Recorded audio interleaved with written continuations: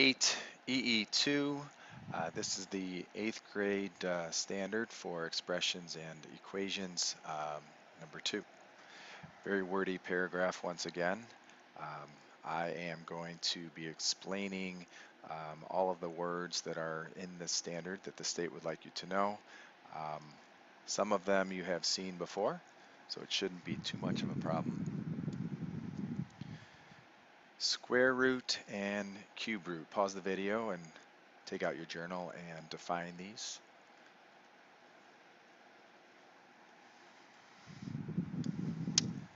I will help you define them. The square root, as you see with the symbol in the upper right hand corner, it says square root of p. Now p is holding the place of a number that's a variable, and that radical sign or square root symbol tells us that we are going to be finding the actual root. And we have a definition below here. It's going to take some explaining later on. I could read it to you. You can write it down. But it probably isn't going to make very much sense until we start looking at some of the problems that go along with it. So a square root of a number, p, is a number x, such that x squared is equal to p. Oh, that's exciting. On the bottom in red, make another note somewhere that every positive number, again, we're talking about a positive number, it's going to be going into your radical sign. Every positive number is going to have more than one root. We're going to have a positive root and we're going to have a negative root, and I will show you some of those later on. I've started with a diagram, a picture, a polygon. I've used this example in another situation that we've talked about this year. I'm just going to reiterate this and remind you of some of the key factors of this picture. What we see here, it appears to be a square. Once again, I'm not positive that it's a square because I don't see any directions that tell me that, and I haven't measured it yet, but for today's purposes, I will tell you that it is a square. And we're going to measure right now just using our eyes and maybe this little pen here. So looking at the boxes on the grid paper here, I'm going to count the top of this diagram, and it says 1, 2, 3.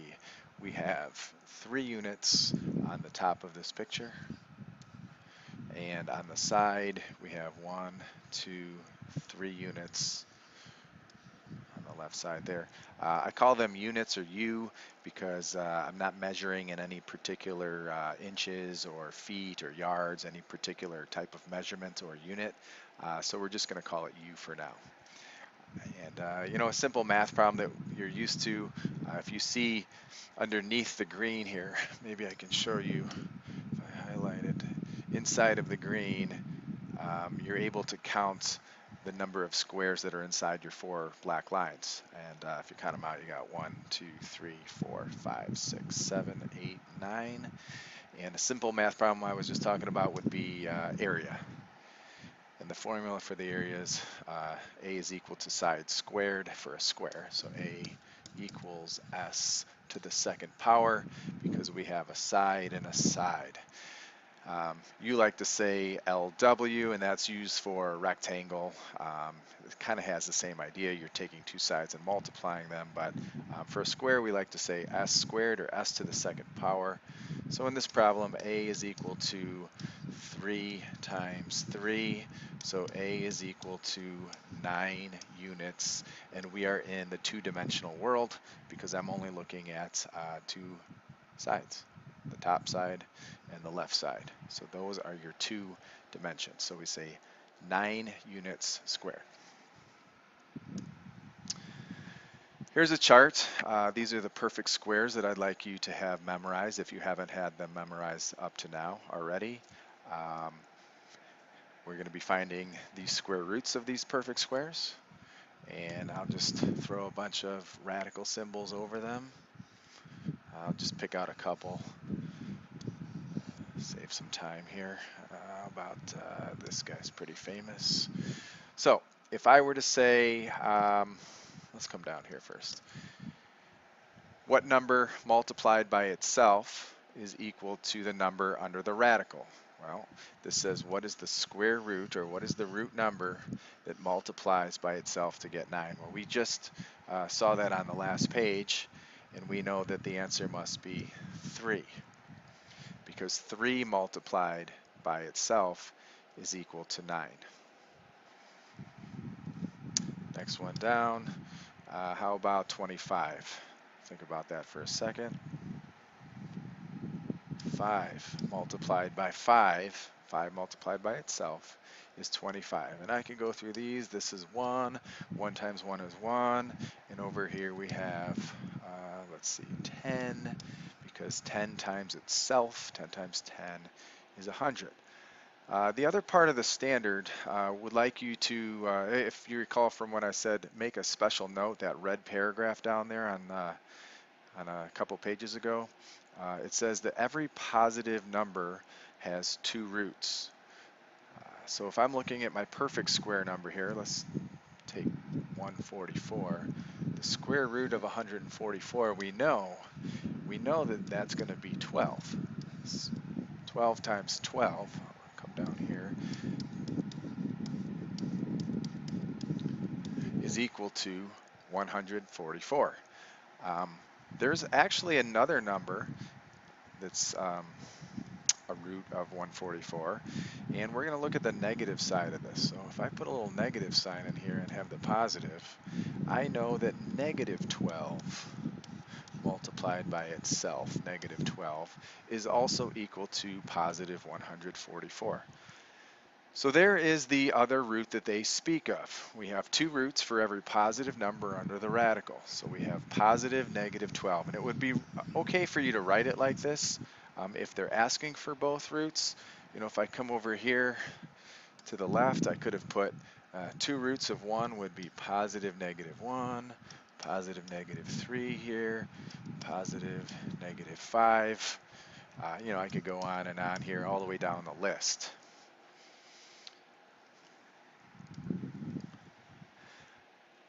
So, taken from the standard, almost close to word for word, it says evaluate square roots of small perfect squares. You know, we kind of did that on the last page. We took, you know, a small number such as 9. It's a positive number, so we know that it has 2 roots. And in the purple, it gave us specific directions, very specific.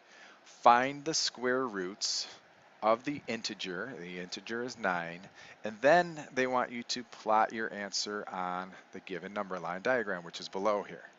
So we just learned that the positive number inside is 9, and they want to graph both roots, so we know that the 2 roots would be positive and negative 3, and if you don't want to write it like that and you want to write it out horizontally, you could say 3 comma negative 3. If you want to put them in order from least to greatest, I guess you could put the negative 3 first.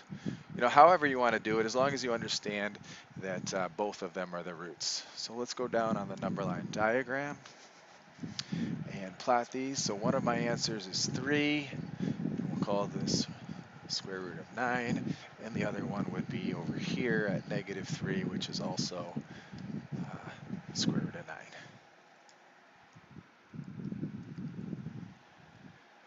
Okay, pause the video and you know, jot down the square root of 25 and read your directions. Make sure you are following those correctly, and plot your points on the number line diagram.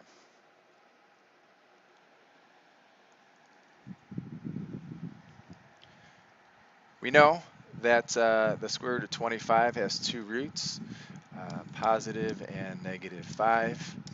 On the number line diagram, we have the negative 5 here, and then the positive 5 answer would have that graph for you.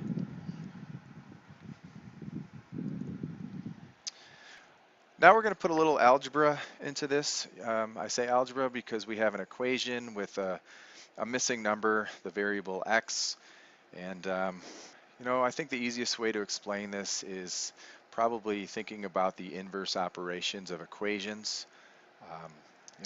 we used to have x plus 2 is equal to 5, and to solve for x you would subtract 2 from both sides because subtracting is the opposite of adding.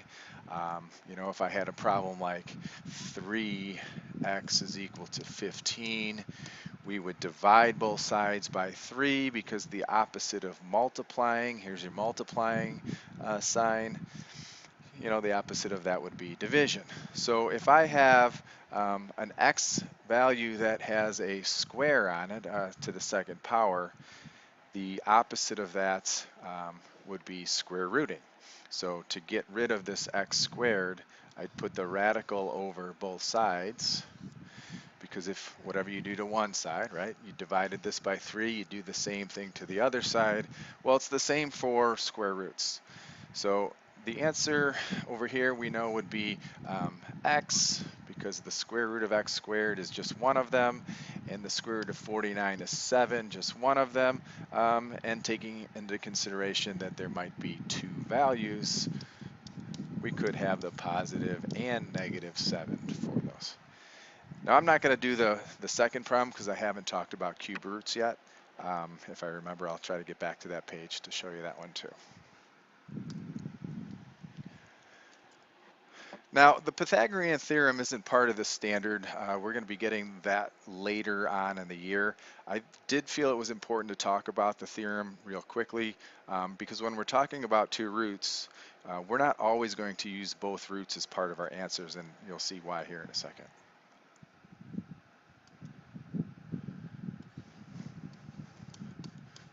This is the theorem. Again, I will explain in more depth later on in the year as to what that equation actually means. But for today's purposes, I'm going to run through a quick example here about the theorem.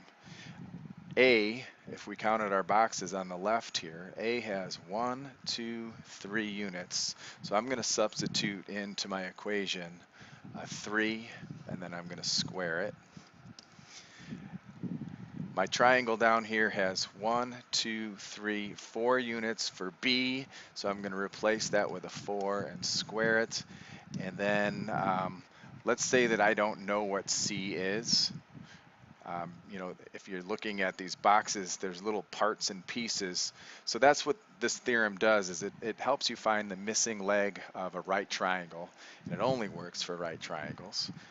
But I can't really tell how many boxes there are up and down this line. So we're going to call this unknown, C squared. Let me quickly simplify this. 3 squared we know is 9, 4 squared is 16, and we have C squared. 16 and 9 is 25. We just learned how to get rid of this square with a variable.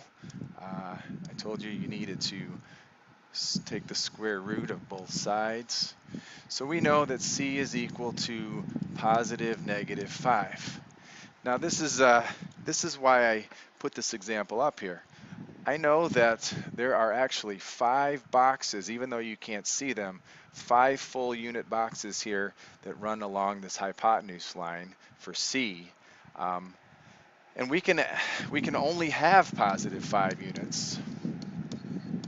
I'll circle it, say that's my final answer, because the negative 5 can't work. You are not measuring distance in negatives. So we cancel that one out. Just drop it out, Positive 5 would only be the answer for this particular case. So get rid of that negative 5, it's not needed. Cube roots. They want to throw in the cube root this year. You need to also understand that there is a 3 in the radical here. So if I were to take this square root sign, instead of taking the square of it, I'm taking the cube of this unknown letter P. Very wordy definition again, kind of confusing. Let me show you what they're talking about here. They're talking about the third dimension now. Instead of 2 dimensions that we had before, we're adding in the third dimension. So let's go to another list. I just took a couple of the perfect cubes you're probably going to be pretty familiar with 8. So if I were to take the cube root of 8, they're saying what number multiplied by itself 3 times would get you 8? So what multiplied by what is equal to that 8? Well, we think it's probably 2. 2 times 2 is 4. 4 times 2 is 8. So that would be your cubic root. So the answer, final answer, would be just one of those guys. The cube root of 8 is 2. How about let's just go right here. Cube root of 125 would have to be 5. Well, why is that? Because 5 times 5 times 5 is equal to 125. Cube root. Putting it all together, we just did this one down here. The cubic root, we said, is equal to 5. So what do you think out there is the cubic root of 64? You're right. It's 4. Why? Because 4 times itself 3 times is equal to 64. Good job. I know you got that right.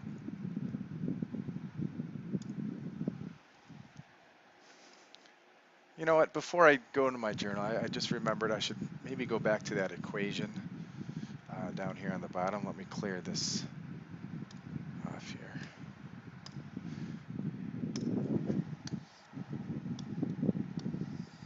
Okay, how about the cubic root of 8? Since it's an equation, I can figure out that I can take the cubic root of x cubed and the cubic root of 8, and that will get me x is equal to 2. So whatever you do to one side, make sure you do to the other, just like we did on the red example over here. We took the square root of both sides. Okay? All right, let's finish this off here. Tonight in your journal, I'd like you to define those 2 words if you haven't done so already, and there should be a few sentences that you can write on what you have learned from this video today.